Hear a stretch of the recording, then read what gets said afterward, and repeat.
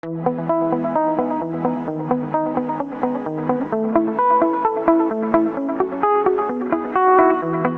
everyone, my name is Brady Sandall, your Director of Growth for Keller Williams Luxury, and I have the privilege of being in Tampa, Florida, specifically at the Tampa Yacht and Country Club, and it's a Wednesday, and I gotta tell you, of the 11 speaker series we've done with you, this is the best weather we've ever had. That's right, I arrived into Tampa yesterday thinking there would be humidity and sunscreen pouring down my face. No, it's drier than the day is long. And behind the camera, we've got several dozen of our KW Luxury Pro members here to learn from Keith about how to create the positive mindset you need and change the world around you. Now, the nice thing about Keith is he understands we have KW Luxury Pro members here. We have agents who've earned in. We have leaders, including Georgia and Mark, who lead the 2 regions in Florida. We have our 2 regional ambassadors, Tasha and Brandy, and we have guests to the company. All of you are going to learn the importance of keeping your mindset in the right place. Now, a few of you reached out this morning and said, hey, how come you always drop the speaker at the last minute? Meaning, we announce the speaker at the last minute. The reason why is because we need to make sure the content is for the content of the moment. Now, if you've been watching the news, or even if you have been watching the news, you know in the last week, the world may have changed a little bit. We're not going to talk about that today, but what we are going to talk about is how do you create the mindset? So when things change, your world doesn't need to change in the direction that everyone else is heading, which is negative. So Keith Graveldinger. Well done. Which I had to memorize because how you say it is not how you spell it, is here today for one reason. Keith comes from a very humble background, if I may share that. Please, yeah. But at a very early age, understood the importance of creating the positive mindset. And other, like people who have something really profound, you didn't invent anything. You just had a positive mindset, which caused people to follow you. Absolutely. And then you became the guy known as Mr. Positivity. And then you wrote a book, and now you have a very active video series, and today we're going to talk about how maybe they could do that to create the world that they want to live. Absolutely. So welcome to the speaker series. Thank you. It's a pleasure to be here. With Win It Wednesday. We can call it Win It Williams Wednesday. It's very exciting. What an honor. So we've been talking for quite a while. You're what I would call from the Midwest, Yep. Right? So tell us about where you're from. So I grew up on a small town on Lake Michigan in Wisconsin. Did you hear Wisconsin? I have not been able to shake that. Yeah, don't shake that. That's a compliment. Thank you. Yeah. And it's a very humble, small town, and there I learned the value of family and relationships and building those relationships. And it instilled in me also hard work, but also just that value of how family or friends or relationships and your community is your most powerful asset when used correctly. You learned that at a pretty early age. Absolutely. Just I had a very positive mother. They didn't give me a lot in life. We didn't have much, but yet they gave me everything because they gave me that security to go out and try new things and to learn new things and to always be curious. And I feel that was one of my greatest learnings, was to always be learning and just be interested in other people. And everywhere I went, I just followed the lead of my mother and just would introduce myself. And it was just a great way to meet people and just a great place to be from. Now, having said that and living in Florida, I had no idea that this was the way the rest of the world you could live. With sunshine. Oh my gosh, yeah. And water. Absolutely. Yeah. So I'm glad that was kind of like baked into that recipe of me with that positive mindset, and then living here in the happiest place on earth, Orlando, Florida. So Keith wrote, Kathy, a book called Beyond the Slogan, and I've read it twice. And Tasha, in that book, you talk about, you can be a victim, right? Right. You can be the villain. Correct. And then what's the third one? Or the victor, or the superhero. So you get that choice every single day. Every time you face a challenge, every time you face an opportunity, you get to choose if you want to be the victim, the villain, or the superhero or victor. And that's what I learned just going through challenges of my own throughout my life, is that you have to choose one of those three mentalities. And of course, we want to choose to be the superhero. And plus, I think everybody in this room, puts on their cape and has that ability just to be here. You guys are all superheroes. So you have that opportunity, and you've chosen that path for the most part. But every time you face that challenge, you got to remember one of those. Which role are you going to play? And that's really helped me develop that mindset. Because you can always, woe is me. There's this new challenge out there. You read the news, and as you kind of alluded to, there's a challenge. But there's also an opportunity for you to swoop in and kind of grow your marketplace despite those challenges. You started in the retail arena. Correct, yeah. So you figured out the importance of delivering a high level of service. Absolutely. And then when did you wake up and say, I'm going to write a book? Well, when my first child was born, about 10 years ago, he had a hole in his heart. Right. And so as a new parent, you're faced with this crazy new world, experiencing that. But then when you throw on top of it that there's a hole in his heart and he has to have open heart surgery. If you know what open heart surgery, they saw open your chest. It's a pretty entailing thing. So I was faced with that, and I was drowning in it, kind of feeling the victim. Right. I felt like I was the victim. This isn't fair. Why me? My wife was going through the same thing. And we were both wallowing in that frustration, which is normal. You can do that when you face a challenge. But then I realized that I had to step up and be the superhero, or I had to be the leader that my wife needed, that my family needed, that my 10-month-old son needed. So I really worked hard to train my mind to have a new mindset of having that leader or that superhero, and that I had to have this positive mindset because my wife wasn't going to, my family wasn't, my 10-month-old son wasn't going to, so I had to be the leader. No one else could do it for me. So I had to pick myself up and train my mind to think in a different way. I read the book twice. My vantage point was you had a defining moment. Mm-hmm. And at that moment, when you decided to be the superhero, Yep. that changed the entire trajectory of your life. Absolutely. And it was, I was traveling on business, and I was reading a book on mindset at the moment. And if anyone's ever heard of Nick Vujicic, he's an inspirational leader. He's talking about the power of the right mindset. And I'm reading it, and my wife calls me to tell me the news that he has to have open surgery. I was so angry and so frustrated when I hung up that I'll never forget it. I literally ripped the page out of the book. I spit in the book and I threw it in the garbage. And I was like, screw this mindset stuff. This is BS. It's not real. And I was frustrated, and I'm sitting there wallowing in my own frustration and anger. Yeah. And lo and behold, Nick's book is staring back at me from the garbage. And if you know anything about Nick Vujicic, he has no arms and no legs. And yet he has found a way to inspire people, to motivate people, to wake up every day wanting to influence people to have a better mindset and a better life.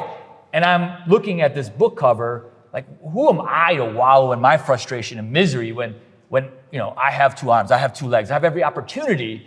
And it was that was an awakening to me. And I still have the book to this day, and I still have the spit mark and the ripped page, and I have it on my desk to remind me of, that those are those moments that we need in our life. Sometimes when you do face those challenges, it's a wake-up moment. And to be honest with you, I wouldn't wish anyone to have a child that has to have open heart surgery or any of those things, but it was the greatest gift I could have ever gotten because it made me grateful for just being alive, living in our life right now, and having a child that was alive. And from that on, I never ever, yes, I did complain, but I never complained about changing a diaper or being up at 3 a.m.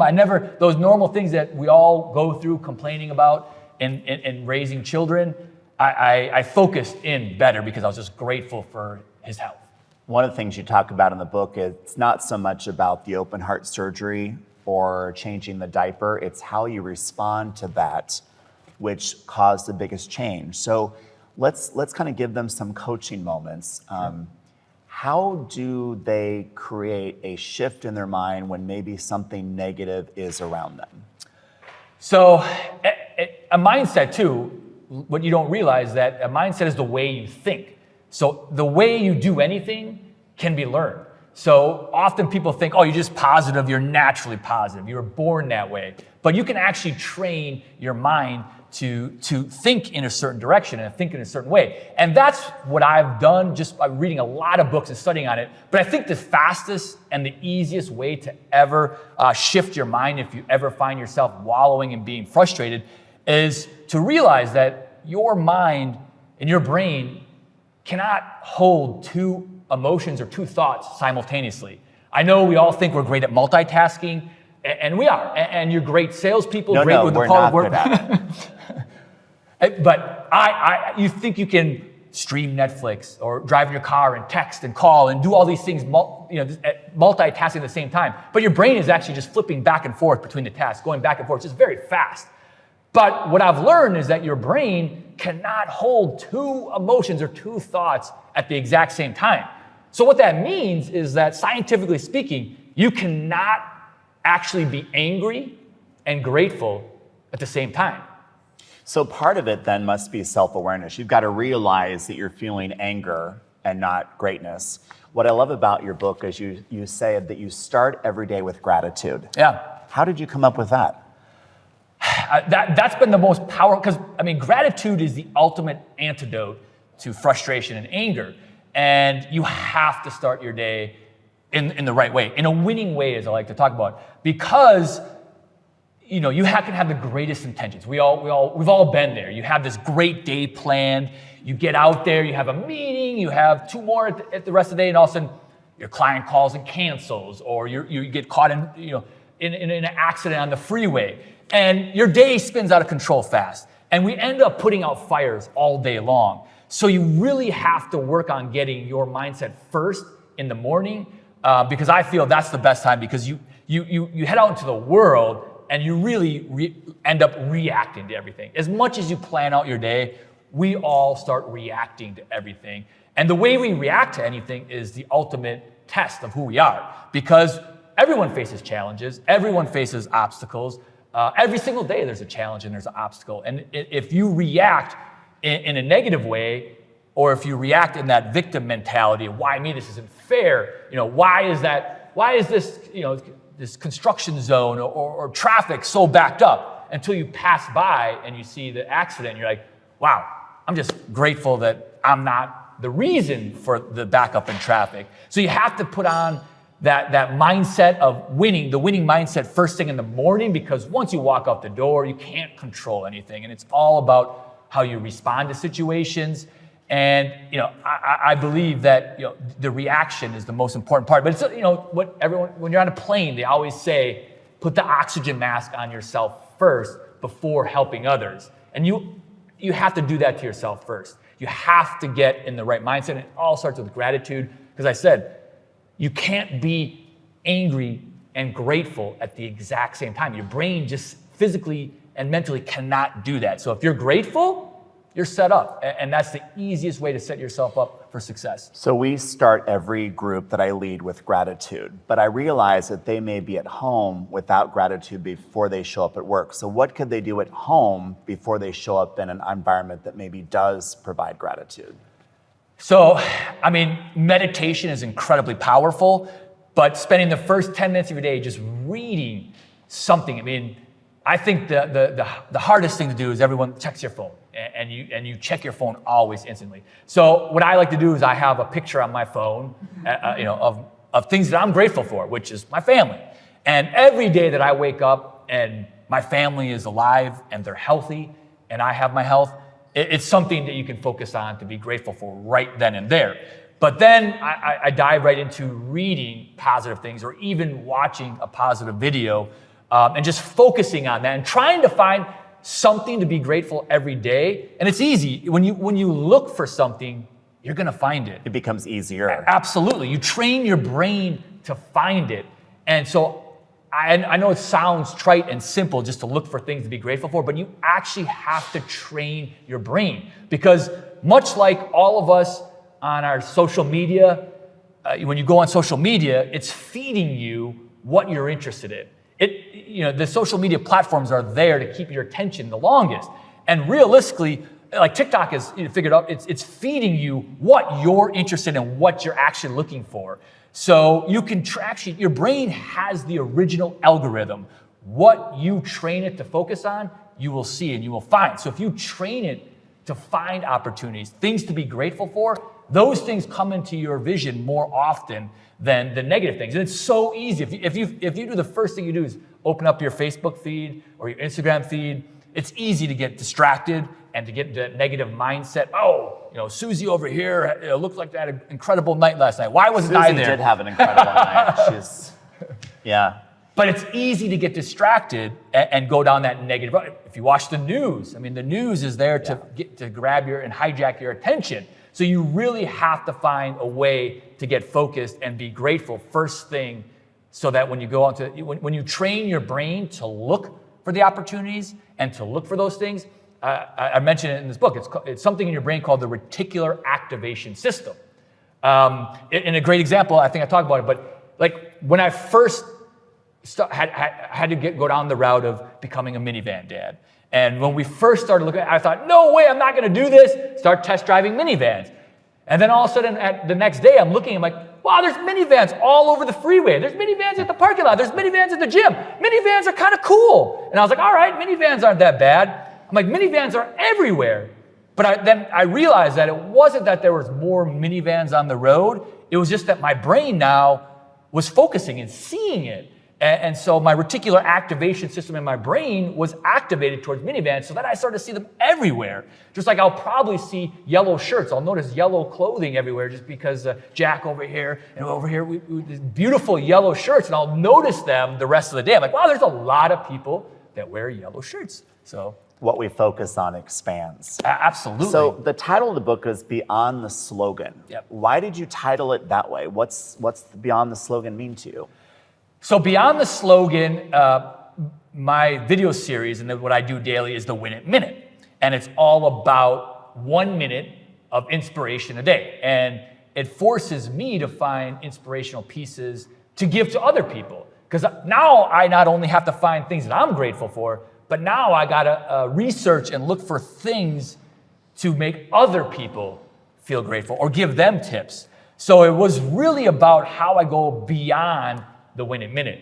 How, kind of looking under the hood of what it takes to win the day, to have that winning mentality. So the slogan is the Win It Minute. Yep. And the book is around beyond that. Yes. All right. So what is your biggest aha from the book that they would take away from?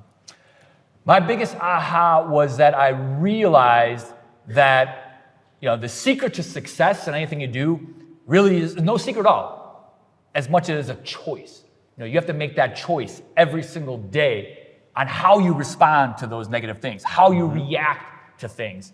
And like, as I said, when I first had that aha moment, I was speaking to myself. I'm like, God, Keith, you're such an idiot. Why are you reading this book? And I found that my voice inside my head was incredibly negative. I mean, how many people here talk to themselves on a daily basis? Maybe not out loud, just kind of an internal voice. Stand up. Raise your hand. Just raise your hand. I'll stand up. about half of you, I see that. But I'm sure the other half is thinking to themselves, I don't know. Do I talk to myself? What do I say to myself? They always talk to themselves, and sometimes they answer. Absolutely.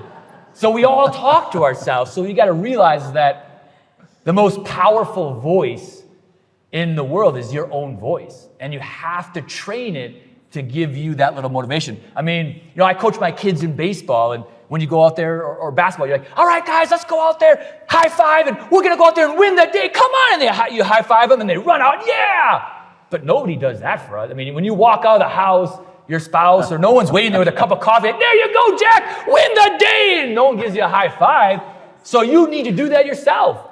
You got to create that moment yourself. Because nobody will do it for you. So you're in charge of that. So you've got to create that winning mentality on your own. Because, and then I also read that about 75% of who you become in life is due to your own thoughts, your own internal culture, your decisions. I mean, yes, 25% of who you are is inherent in you by your genes or your situations, whatever you're born with. And some people have an advantage there, some people don't. But it's incredible to think that 75% of who you are in this world is due to you and you alone. So if you think about it that way, you are in charge of your own internal voice, and we're all great salespeople here, no doubt. To be in this room, you got to be a tremendous salesperson, but you have to sell yourself first. On the right things. On the right things to get you going in that right direction, have that winning mentality. Yeah, I don't know that this group is really about selling luxury real estate as much as it is about selling themselves to be a better version, which allows them to sell more real estate, right? You've had a huge change in the last 6 months. And that's probably the most rewarding part of my job, is to watch the people go and grow themselves, and then their family, and then the business. And Absolutely. That's really the core values of Keller Williams, right? Which is so great. So one of the challenges that we face is that we hear often that, well, I didn't come from this. I didn't come from a country club. Therefore, I haven't earned the right to service that. What would you tell them that they should think differently to realize they earn a seat at that table? So, and this is something that's really powerful to me, and I wish somehow we were able to teach this in school to children a little bit better. But, when I first moved to Orlando, I didn't know anybody. I was new, and I was like, wow, it's not where I was from, where you knew everybody and you had these relations. So I had to quickly build relationships fast. And so one of the ways I did it was I went to UCF, I went and got my MBA.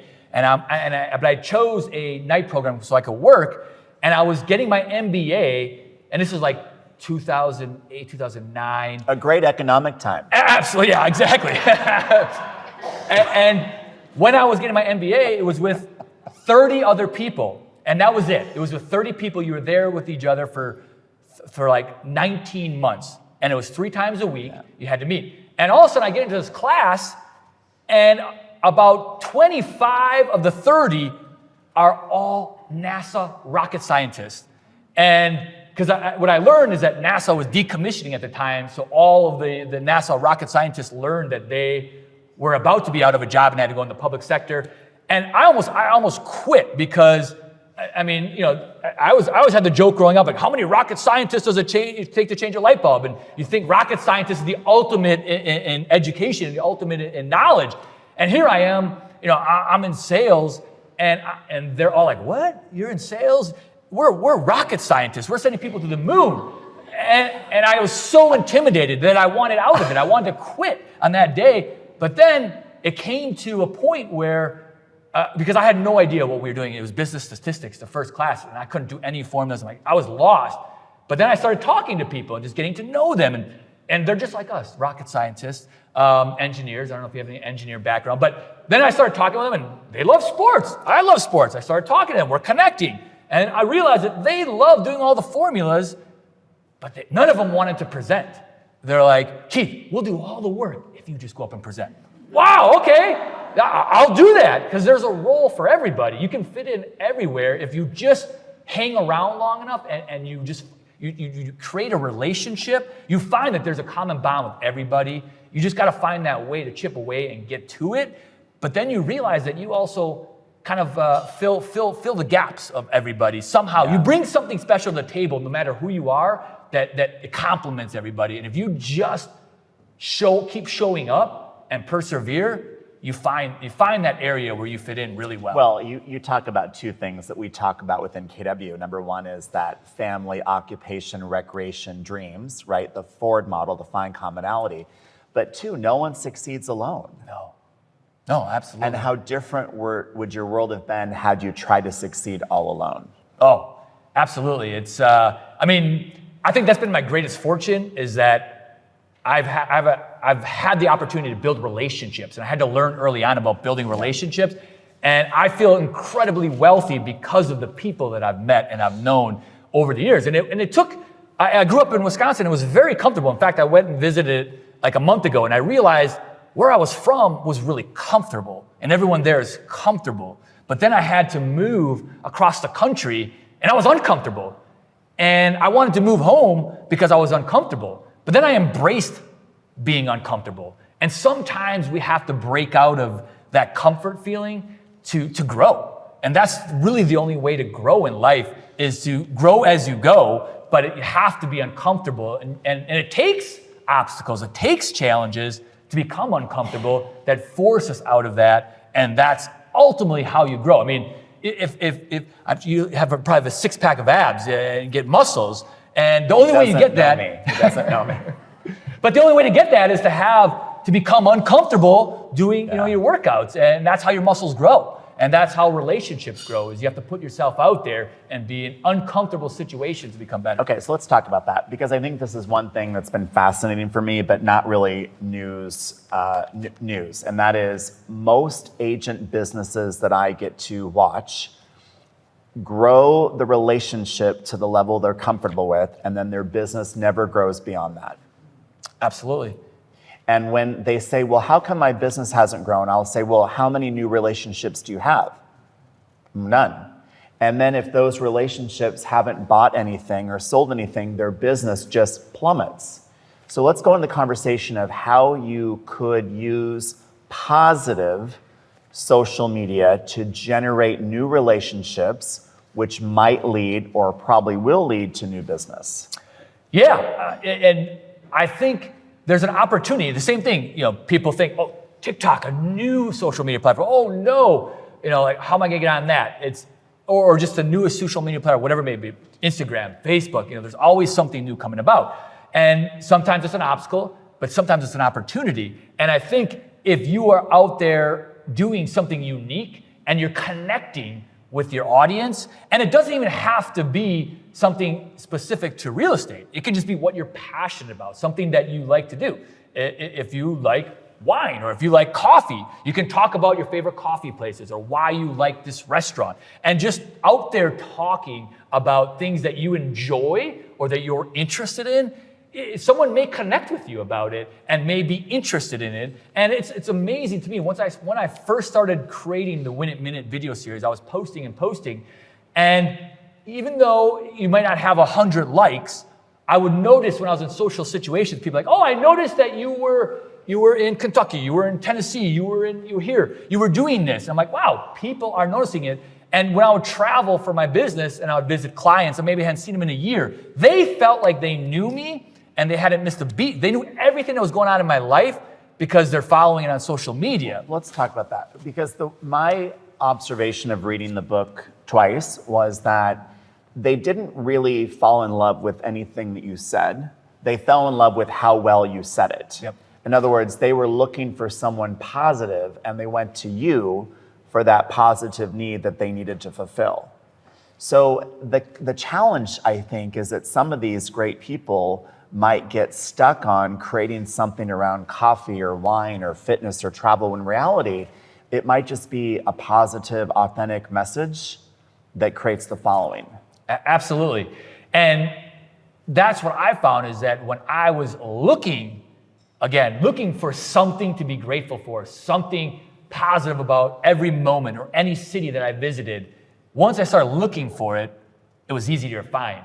And then because I was trying to find a reason to post daily, it was coming into my algorithm, my own brain. So once you start to look for something interesting or something unique or positive in the atmosphere or wherever you are, somebody that you met that day that just impacted you, you find them. And it's amazing how quickly you find things to be grateful for, or you find positive people or something that impacts you on a daily basis. And the more you look for it, the more you find a reason, just your passions are developed and the positivity is there. And then all of a sudden you become known as that, and then you have to live up to it. So then you even work harder to live up to that. You're like, oh my gosh, people are expecting me now. Or they're looking for me to post something positive or something to inspire them. So I got to find that.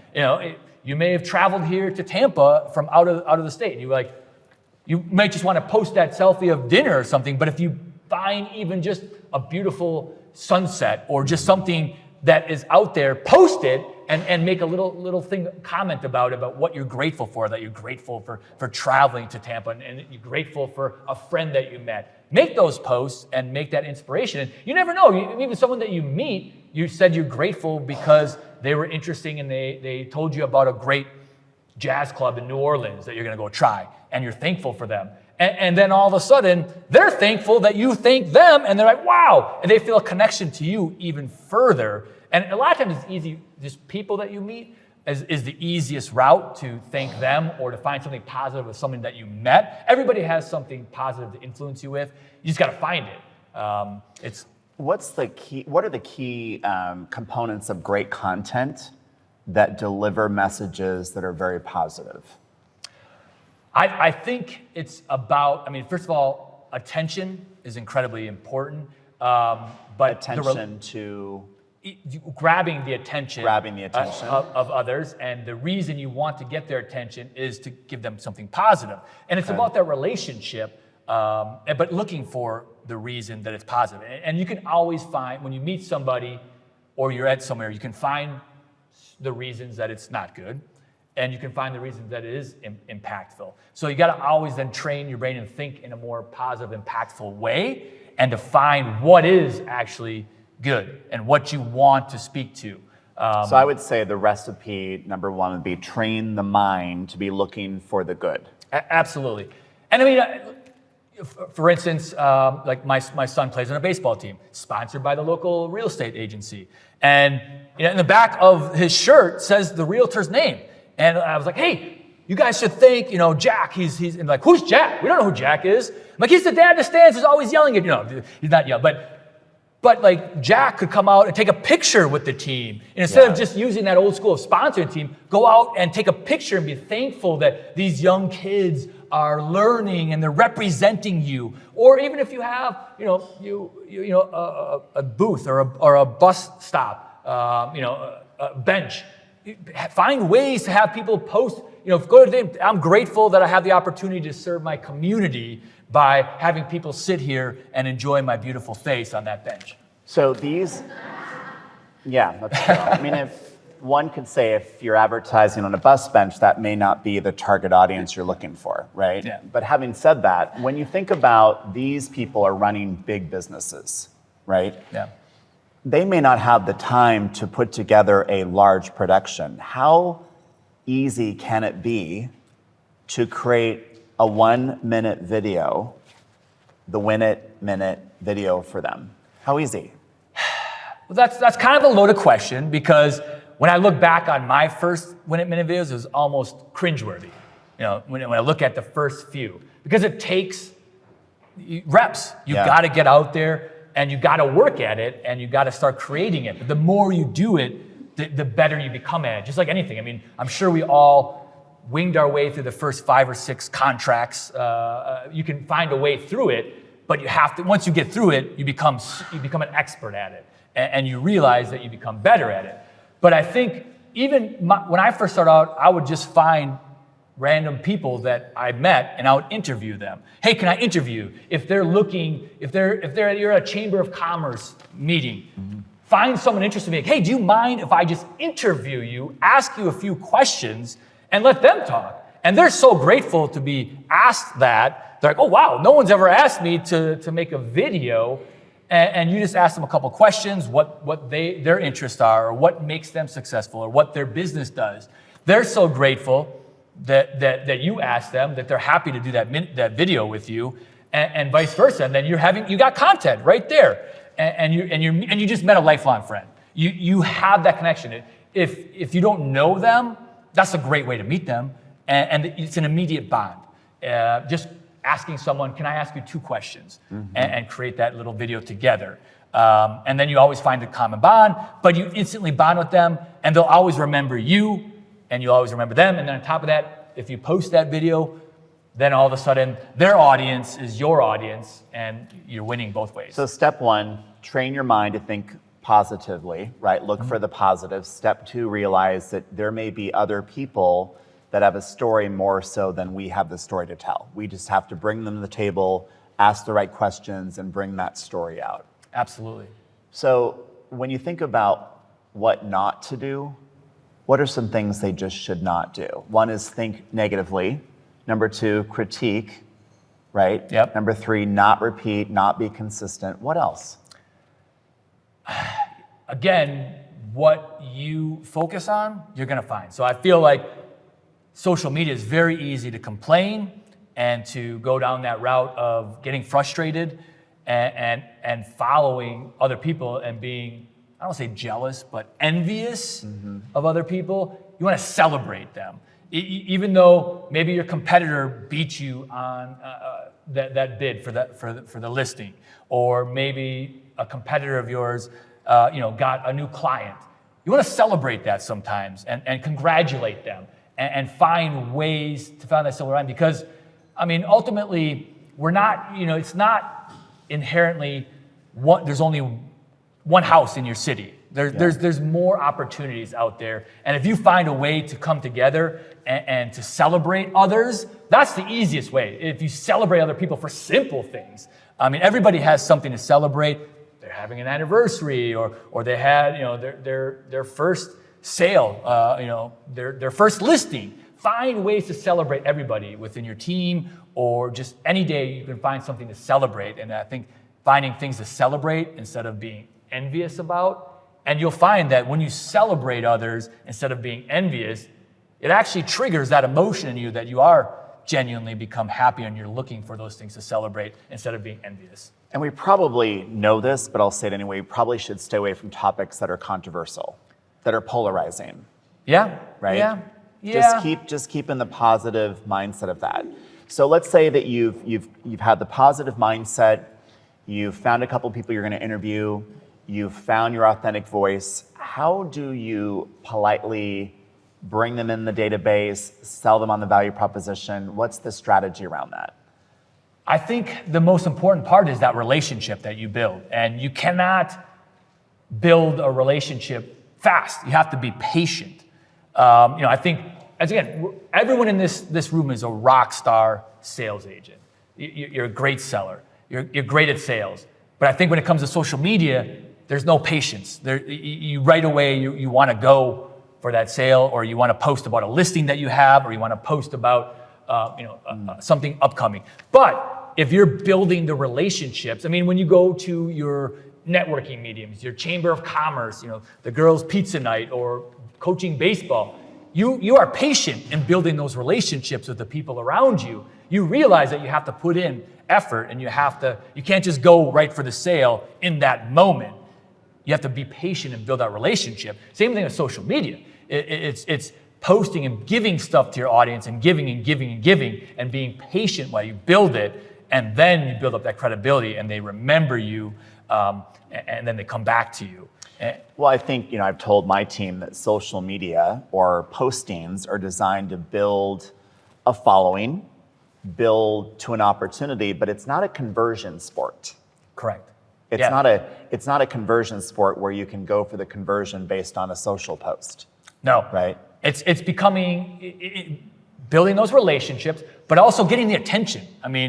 The greatest opportunities is, even though there's shortage of inventory, there's all these challenges, interest rates, whatever it may be. The only thing that you can control is demand creation. You're creating that demand for you by establishing yourself and just being in people's feeds, having them aware of you, and them feeling connected to you. And you may post that you are a Buccaneers fan, and you realize you may upset Dolphins fans or something to that effect, but all of a sudden you may have one person that remembers that, and that's an easy conversation starter that they have with you at the next meeting, or they search you out, or they feel more connected to you the more that you post and the more you get out there and let them know about your authentic self. It's not about faking it or just finding something to post about, not just post about anything, posting about your authentic self so that people get to know you better. I'm fascinated by everything I post. Even when I meet people, I don't really follow Facebook that much. I'm not on it. And next thing you know, they're telling me about, I saw you were here, or I saw that you did this. And I'm like, well, I thought you just said you never follow Facebook, but how do you know that about me? So everybody is out there and they're interested in, and once you stay relevant and in their feeds and their attention, it starts to build and it grows. So how much time would someone need to spend in social media to start doing what you've already done? Again, it's like, how much time would it take to get a six-pack of abs. It takes work and it takes effort, and I mean, it can take 5 videos, 8 It's videos. not a lot of time in the day, it's the time over the course of days. Correct. It's building up those reps and it's building it. And you find that you get better at it and you become more comfortable with it as you go, but you have to get over that initial hump and building that momentum. And you have to enjoy it. And that's why you find something authentic. Because for me, I found that your brain creates energy for something that you think you can do. Like if you think, I'll make 1 or 2 posts and we'll see how it goes. But if you think I'm gonna make 10, and you know you can do it, your brain is gonna find that energy and you're gonna get that competitive advantage by having more energy to do it if you believe that you can accomplish that. Because your brain wants to go the easiest route. It wants to shut it down after 2 or 3 if you don't feel it was getting the results you wanted. But if you continue at it and believe that you can do it, then your brain creates that energy and you have more opportunities. Would it be a better strategy to say you're gonna do 1 video for 90 days versus try to focus on 90 likes after 1 video? Definitely. You can't focus on the likes. You can't focus on the results. The feedback. The feedback, not at all. Because it won't show up immediately. Absolutely not. There's so many times my videos will have a few likes, but then people tell me, "Oh, I loved your video about that." Mom, why didn't you like it then?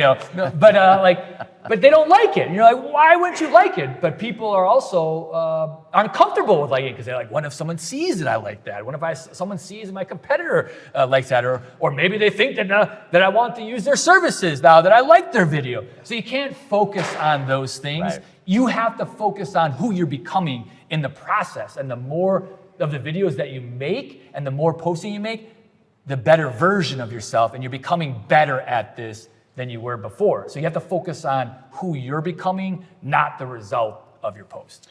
So let's go down that road a little bit further. So they have a vision of the person they want to become, and they create the content which is going to help them become that person. Is the content different with one price point than maybe a higher price point? Is the content different? Is the expectation different? Or is it the same? I believe it's the same because now in 2024, our authentic selves, we're all different. I'm sure 25, 30 years ago, everyone in a room like this would be in a suit and tie. And it would be a different look and a different feel. But the world is changing and constantly evolving. Everyone has different tastes. Everyone has different likes. And especially in the luxury world, everyone has passions and everyone has tastes that are unique to themselves.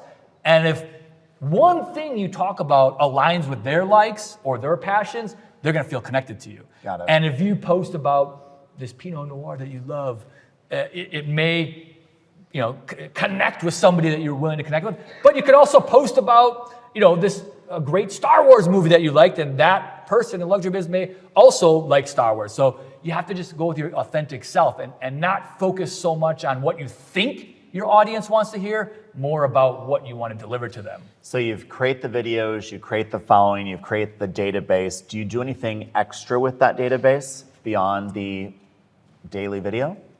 Yeah, absolutely. I'll email out the Win It Wednesday, usually a segment out every Wednesday, and create that so everyone's expecting that, create that, they're excited for Win It Wednesday. But delivering that to my fans, I would say, or friends, I like to call them.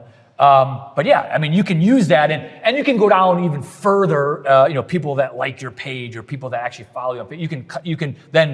You could actually advertise to those people or within a 2-mile distance of your house or just different demographics or anyone that likes you or friends with you. You can actually then retarget and advertise towards them. That's a little bit more complicated and a little bit more aspects of it that you can dial into, but it's really building that community of people and staying in front of them. So when they do need your services, they remember right away. I mean, I'm sure we've all been there before where your cousin or your friend or someone you're talking to when you're playing tennis, like, oh, I forgot that you were a realtor. Like, oh my gosh, you just listed your home. Why didn't you use me? Oh my gosh, I completely forgot. I can guarantee you, if you're active, they don't have that excuse. Yeah. And they won't forget, and you'll be top of mind when they need you. So 3 private questions for you like no one else is in the room. Okay? Do you ever have a bad day? Oh, of course. Absolutely. How do you get out of it? Being grateful. So it's as simple as gratitude. 100%. As I spoke to that, I learned early on that you cannot hold those 2 emotions at the same time. Yes, I get mad and I yell and I scream, and my kids are the greatest barometer for that. Oh, Mr. Positive, yelling at us again. Like, what's going on? I'm like, oh yes, gosh, I forgot about that. And my kids, if they were here, they'd be like, yeah, he's not like he thinks he's on stage. I know it. I mean, I know that I get frustrated and angry, and I feel the victim a lot. And we all do that. It's natural. But you got to find a way then to come back. You can allow yourself to be frustrated, but then come back and find something to be grateful for, and it brings you back. Question number 2, how do you train yourself to go from maybe a bad moment to a better moment? For me, it's all about the future. It's looking towards the next opportunity, because we all face bad moments. We all face challenges, all face obstacles, and it's how you react. And I know that. And so when actually, it's funny because when something good happens to me, I'm like, oh boy, that means something bad is coming.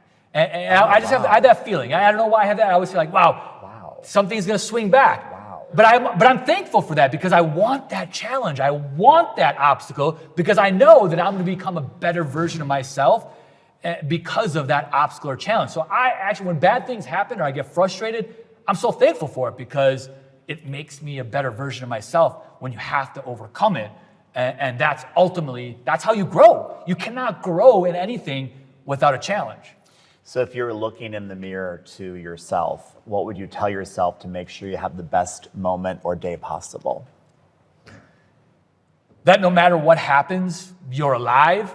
That no matter what happens, your family's alive. And be grateful. Every day is a gift. Every day is an opportunity.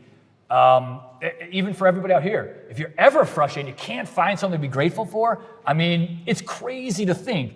But just being in this room in 2024 and just being alive, like we have the highest quality of life than anyone to ever walk the face of this earth. I mean, think about like kings and queens or even presidents 30, 40 years ago didn't have the quality of life that we have right now. I mean, you could go on your phone and order a Starbucks and it'll be here by the time we finish this. Like we have such a high quality of life in this world, but yet we often find little things that trip us up. But like, our great grandfathers would probably punch us in the face like, what? Like you have such a great life. What are you frustrated about? So, that's the easiest thing to ever just wake up and think, wow, we have a better life than 99% of humans to ever walk the face of this earth, just being alive right now. And if you were coaching them in the room, what would be one thing you would tell them that they need to do immediately to create a world that you've created for yourself?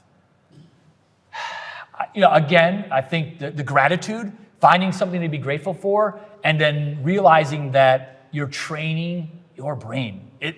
Everyone's going to say, oh, positive mindset. It's just this belief system, but it's actually, you are legitimately training your brain, and you have to follow through. It's not just you do it once a day and you're done for the week. It's training it to think in a certain way. And I think the easiest way is to find something to be grateful for. Even when you're leaving, everyone should just come up to Brady and be like, I'm so thankful for you, Brady, for everything that you do for us. It'll make you feel better, and it makes Brady feel better. And then everyone feels great. I mean, if you thank somebody for doing something for you, it's reciprocal. The person you're thanking almost feels better than yourself, but it's creating little triggers in your brain that is setting you on the right path. So a funny story, and then we'll bring up our members for questions. I was in the club lounge today at the JW Marriott, and I walked into the room and I said to the lady, I said, Jessica, it's so great to see you today. I really appreciate the wonderful breakfast that you've served us.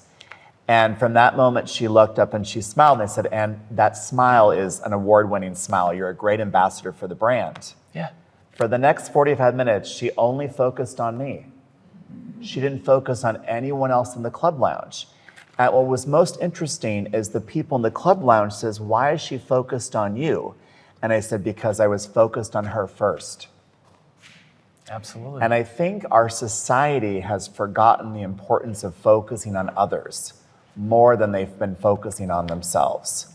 So that narcissistic style really is not in vogue. It's kind of out of date. Oh, absolutely. And doing something simple as that can create, you get a competitive advantage, not that you were competing for anything, but those simple tactics in today's world, because it's become less common than it was 25, 30 years ago, simple things like that, soft skills of being empathetic and being friendly are becoming more and more rare, so you stand out even more. Well, I read your book twice. One was a while ago, and the second time was on the plane into Tampa. And you know, that book, Heidi, is so fantastic because it's an easy read, and it just reminds you the importance of winning the minute. Absolutely. Beyond the slogan. Yeah. All right, so there's some people in here that probably have questions for you. Are ready to have them come up? Yeah, absolutely. Right. All right, cool. I'm Sandra Rathie from Weston, Florida. So I have a team of 13 agents that are active. Most of them are very positive, but I have a couple that kind of try to bring things down. So I'm just wondering what your advice would be to deal with that situation. They're great producers, love them to death, but it brings the morale down. Sandra, that's a great question, and I think building that team environment, you got to be the leader, and you got to be that positive influence for them, but also letting them know that the way that they are thinking, that the way that they're speaking, that we're a team, we're pulling together, and we need them to lift up the team as well. But just find ways to be grateful. I think even just trying, like bringing them to your office and complimenting them on their strengths and something that you do see that they're doing great, but then also letting them know, but I also noticed that, Jim over there is more positive and he's always thinking in that positive mindset. And I think that's the what we like to cultivate here. But letting them know that you appreciate them. Because I think a lot of times when people are negative, it's they're hurting for a little different reasons. It's not that they actually don't agree with what Sandra said, or they think that someone's doing something to get them. It's that they're hurting and they're projecting that. So if you make them feel comfortable and make them feel better about themselves, then sometimes it's easier for them to transform into that little bit more of a positive mindset. Because they're looking for attention, and it's hard sometimes to be the positive attention when they're being so negative. So I hear what you're saying is to focus on what they are good at and giving them some compliments and hopefully getting them out of that. Absolutely. My kids, I do that all the time. Like I try to focus on what they do great and ignore what they're doing wrong, because oftentimes they are seeking that attention and that validation by acting out, because that's the way they've gotten it before. That's the easiest way to get attention. The news, right? Here in Florida, the ratings for the news and the Weather Channel go through the roof when a hurricane comes, but when it's perfectly nice and sunny out, no one's watching the weather anymore. So it's all about how you generate that and how you capture that attention. Most people are used to getting attention by being the hurricane instead of being the ray of sunshine. So you got to kind of coach them into getting their attention and getting their validation in a more positive aspect, because it's probably not their fault. That's how they have been able to stand out their entire life, is getting the attention from the negativity that way. Love it. Yeah. Thank you so much. Thank you, Sandra. Yeah, absolutely appreciate it. Yeah. I'm Jack Smith with Keller Williams Luxury, and we have an office in St. Pete, and we service the entire Tampa Bay area. So thank you for all your talk on gratitude, because it is the basis of how I live my life. So Divya and I have built an incredible team, and our moniker is Live in Gratitude. So what was your turning point in your life, other than your son, that you all of a sudden decided, this is how I'm living my life, and focus on that? Now, the second part of that is that we have had workshops where we brought in the people that wrote the 1,000 1,000 little things. I forget what it is. 1,000 little things. And every day we open it up because my grandmother taught me to read the Bible. You open up the Bible, put your finger on it. We read it, and somebody on the team reads that. And then we talk about our gratitude for the day. That to me is how we live our life in gratitude. How could we live our life better in gratitude? Is there a better way to do that? I mean, you are doing a phenomenal job. I can just tell, just your energy, everything you bring, but just the fact that you're way ahead of the curve by already being aware of that. And once you're aware of gratitude is so powerful. All little things in reading is incredibly powerful, but because it also then it curates and it gives you that focus. But finding little things every day to be grateful for, it doesn't have to be big things. It can be little things.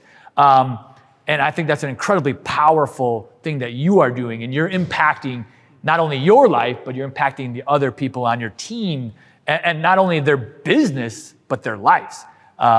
So I think that's a great thing that you're doing. The way you can, what transferred it for me, as I spoke about, was the seminal moment when I realized that, a mindset is a way that can be taught. It's not just something you're born with.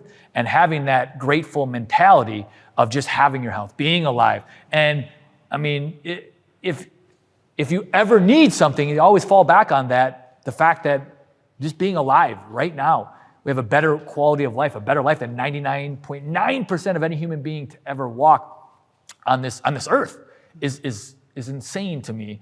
But yeah, and practicing that gratitude daily, because it truly is like a muscle, but then also remembering that what you're looking for, and if you're searching out things to be grateful for, you're gonna find it. You find it more often.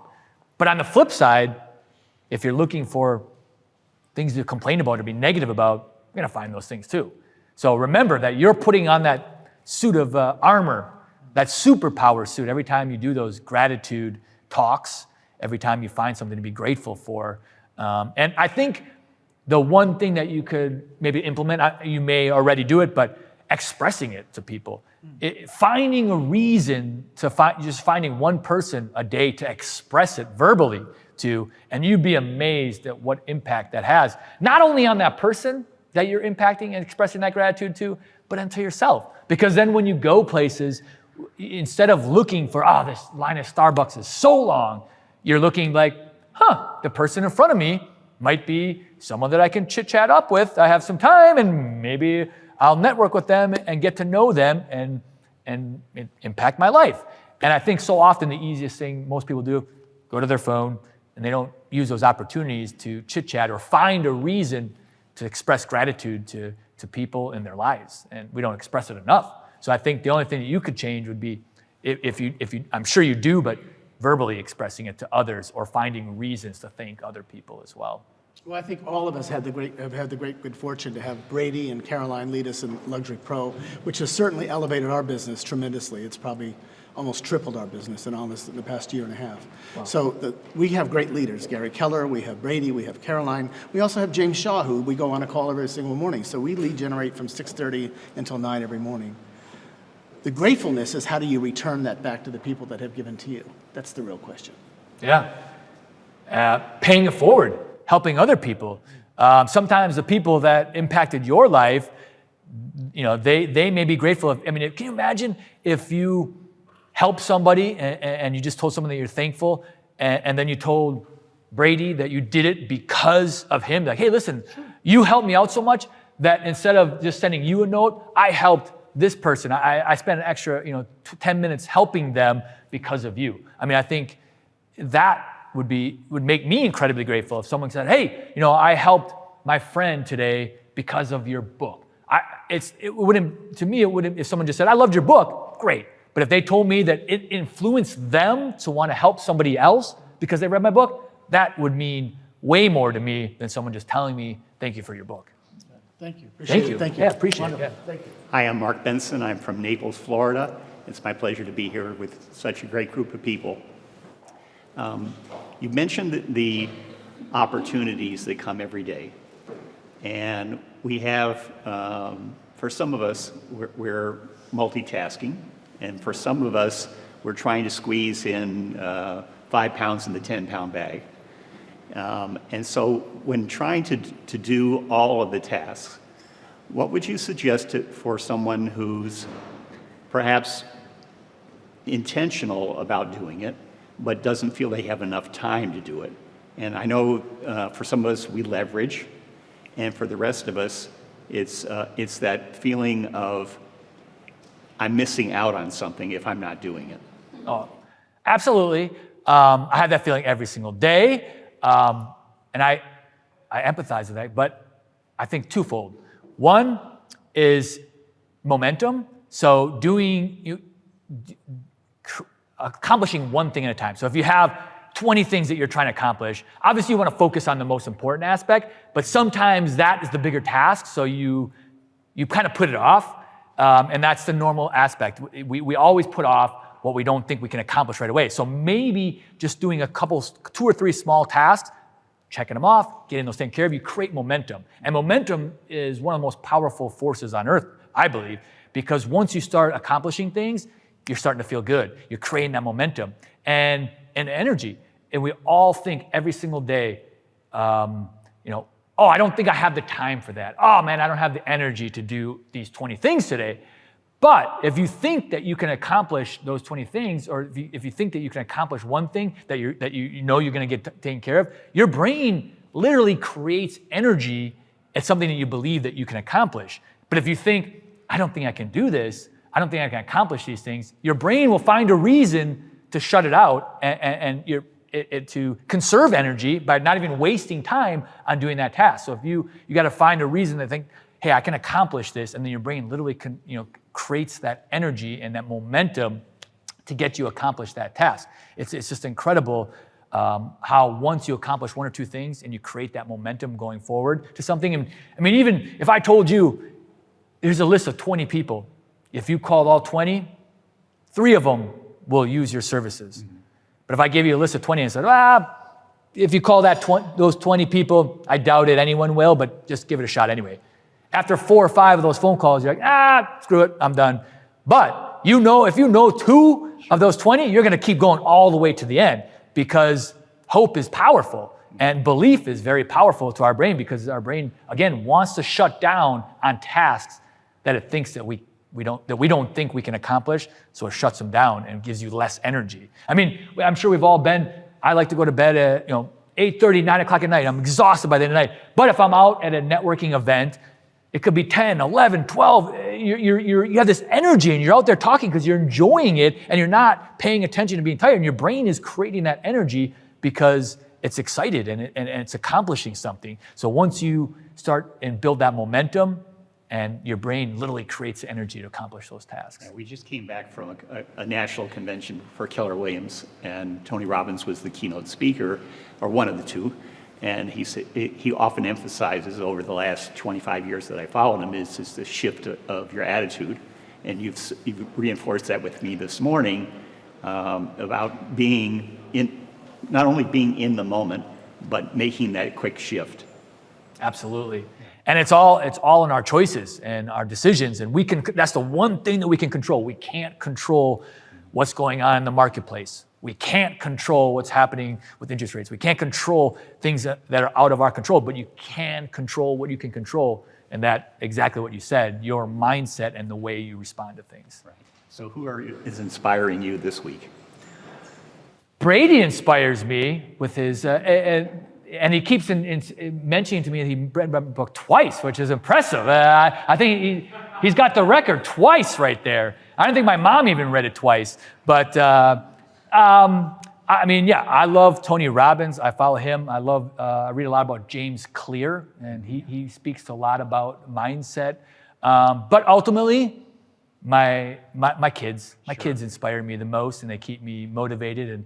And anytime I want to give up on anything, that you can't, because they're the inspiration. So that's what motivates me. Thank you. Thank you. Hey, I'm Liza Haw from Nashville, Tennessee. So my question, when people know you as such a positive person all the time, it kind of adds a little bit of pressure, like you said, to stay positive all the time. And that kind of, they notice when you're just a smidge off. So it's important to feel those feelings as well when you have a bad day. How long do you allow yourself to sit in that before you find the light and before you find the gratitude? Yeah, I mean, that's a great question because nobody is positive all the time. And as I said, my kids and my wife will call me out instantly. Mr. Positive, here he goes again. He's yelling, he's frustrated. I don't think there's a time frame, but you can wallow and be frustrated. That's a normal reaction. And we all become frustrated and angry. And that's good because you need those emotions. You need to swing in certain ways. And as I said, like challenges and obstacles that cause that frustration are really the opportunities. So, I mean, sometimes it can be 10 minutes, sometimes it can be an hour. It just depends upon what the frustration. I mean, it could be if you're frustrated over the long line at Starbucks or they didn't get the double frappe correct, that should be 5 minutes. But if you're frustrated because somebody said something to you or something bigger, you have the time to whatever your internal feeling is. But I think the easiest way to shift out of it is the way I use is it's normal. And I'm grateful. Then I become grateful for those challenges and those things that cause me frustration because I know that those frustrations are what make me better. And overcoming them and having the ability to choose and shift out of it is what's going to make you better and give you the advantage in life and grow. Yeah. So. Thank you. Thank you. Hi, I'm Marissa Damari from Naples, Florida, and thank you so much for sharing all the gratitude. It's interesting that you said you start your day with that to build momentum. Something that I recently put into practice was ending my night with gratitude, and it was 3 things that specifically happened that day. And I have a little boy who is almost 3, so he doesn't really understand the exact concept of gratitude. So I say, what are your favorite 3 things that happened today? And he always says, like, I saw the giraffe at the zoo, or I loved going down the slide at the park. So it's interesting because then it almost helps propel me forward to start my next day that way. But is there something specific that you do in the morning? Like, do you journal? Do you meditate? Do you exercise to begin with the gratitude? I mean, that's fantastic. And again, everyone has their own way to develop that gratitude in their life. I wish I had a little bit more energy at the end of the day. Usually I'm so exhausted that I don't do it. I should do that at night too. So thank you for reminding that. For me, it's ultimately comes down to I take the first 20 minutes. I get up super early. I mean, I'm sure everyone has their own ways, but I love between 5 and 6 a.m. The world is silent, and it's.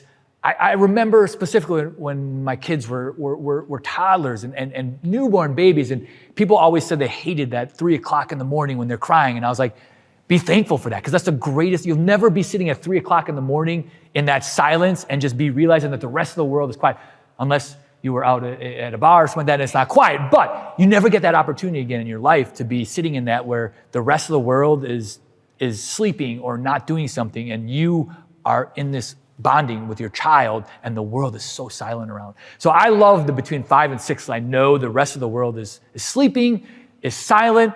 I'm not getting bombarded with stuff, and I read for the first 20 minutes, and then I start looking for videos to inspire me, positive videos to keep my inspiration, so that I'm finding something to be grateful for or positive that I can share with others. And I feel that sets me on that right path, because once 7 a.m. hits and the kids are up and things start rolling, you're putting out fires, so you have to be ready to attack that day. So that's where you're getting the specifics from your daily life and then those additional inspirations. Yeah, reading's big for me. I try to read at least 45 minutes a day. I mean, you can't imagine how much it transforms and clarifies your thinking. Just it's like working out. But everyone has their own way, and it's personal. Whatever people find is their own way that they enjoy. It could be listening to a podcast. It could be watching a video. But everyone has to be aware of what you're consuming. Just like eating, what you're eating affects your energy and your lifestyle. If you're consuming and reading positive things, you're going to be in better shape, as opposed to, I'm guilty of it too. But most people will open their phones and start looking at all the messages or social media or the news. And that's going to set you in the wrong way. So I try to set up myself and build that strength first thing in the morning by reading, And not just news, but like positive journals and stuff. Right. Awesome. Thank you for sharing. Thank you. I Yeah. appreciate it. Thank you. Arthur Martins from Palm Beach County, West Palm Beach, Jupiter area. Thank you so much. I've been processing how do I distill my question down. So for somebody who wants everything to be just right and sometimes doesn't get it done because it's not good enough to start, what's that balance between doing that social media post that's perfectly crafted versus getting something out and embarrassing yourself, like that's not appropriate or doesn't connect with your audience? So what I realized early on, and this goes back to when I was telling you about how I was presenting at UCF with rocket scientists. I realized, so when the rocket scientists would present, 30 seconds into it, I wasn't even listening anymore, and nobody was. I realized everyone's like preparing their own speech. So I realized that realistically, if you put a post or a video out, people gather about the first 20 seconds, 10 seconds, and they just, the general, they don't, if you trip up or anything, they don't notice it. They don't care. And people aren't really overly focused on every word that you say. I could literally speak for a minute, and it seems fast, but there's a lot you could talk about in a minute. But I'll feel like I have profound points, and then someone comes up and be like, hey, I love that video you did about this. And I know they're just reading the slogan, but I'm like, oh yeah, did you try that? And they're like, oh, wait, I didn't even see that part. They capture only a little bit in today's world, so I don't even overthink it, because for the most part, it's just getting out there and being your authentic self. And people relate to people. They don't want to see something perfect. They don't need you to be perfect. That's not what they relate to. We're all human beings. I mean, AI is coming, all that, but people are ultimately, that'll be our competitive advantage, because nobody wants to watch a robot talk. They want to see you talk and hear about your life. And nothing's perfect. We're not perfect. And that's the beauty of it. That's where the opportunity comes. That's encouraging. Yeah. Thank you. Yeah, my pleasure. Thanks. Well, you changed a lot of lives today. Thank you for showing up. I knew that you would show up the right way, and you did. A lot of parallels going on with what Keith shared and how Keller Williams lives. Remember, we have a belief system, and that is a system that you can lean on at the times you need to lean on it the most. And if you haven't looked at the belief system recently, I'd recommend looking at it today. And I think what you'll see is something different than you've never seen before, because what you've shared has changed a lot of lives and possibly changed yours. I know that we want to start every day with gratitude. Every day with gratitude. Because it's not the day of gratitude, it's every day that matters the most. And remember, you are the superhero. You're the one that shows up in your family when maybe your significant other doesn't. You're the one that shows up in the office when maybe no one else does. And you're the one that has the integrity to tell the clients the thing they need to hear right now so they can achieve the goal that they want to achieve with you. Remember, it's the basic GROW model. Understanding someone's goal, realizing what the reality is, the obstacle in front of them, and the way forward. You're here to make a difference. And at times it seems difficult, but those are just times. And the days ahead are going to be great because you're with us and we are with you. So a few things that are going to happen. I'm most excited about the speaker series will be in San Francisco on April 17th. Now, you know Caroline, who's listening today, is from San Francisco, and I guarantee you the red carpet treatment will be rolled out as long as the day is long. And then we're gonna travel in May to Washington, D.C. We've got a few surprises up our sleeve that I think will shock some of you. And then we're going back to June to Portland, Oregon, my hometown. Now, I adore Caroline, but there is a little competition on which city will be better, San Francisco or Portland. So she'll raise the bar in April and I'll have to raise it higher in June, but together we're gonna make it great for all of you. And for those of you who are at Family Reunion, you saw the big announcement.